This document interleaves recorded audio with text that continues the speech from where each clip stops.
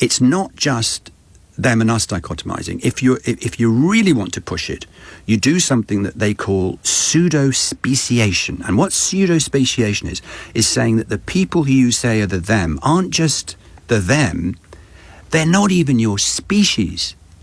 So, because if you say somebody's a vermin, a rat, or a cockroach or something, apparently in the brain you get that image, and it brings all that emotion. Wow. We're the only animal that does that. So you think, ugh, horrible. Which is why, of course, in the most infamous propaganda film ever made, The Eternal Jew in 1940, they intercut Jews with rats. Yes. And I interviewed, or rather I filmed an interview for 35 years ago with the director of that film, a guy called Fritz Hippler, and he said in the cutting room, Goebbels is going, told we need to tone this down, this is too much. And Hitler, who is seeing various cuts of this, is going, I want more rats. Wow.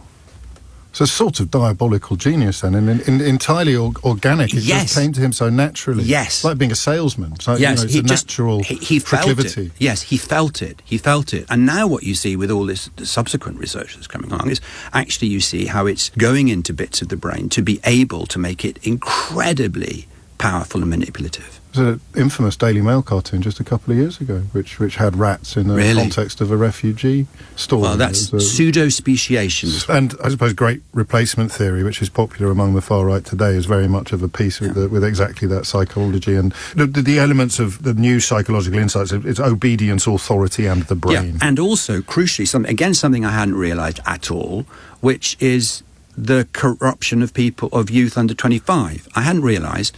So the bit that's coming in, where essentially you've got absolute rationality, prefrontal cortex, it's the bit that says, don't have that second piece of cake, it's going to make you fat, for God's sake.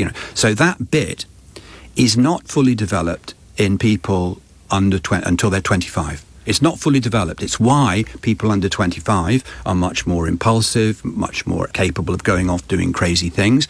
It's not fully developed. So you see that the Nazis appealed in the 30s to disproportionate number of people under 25. Wow. And they're doing it because, and Hitler is deliberately in his speeches saying, come on boys, excitement, we can do it.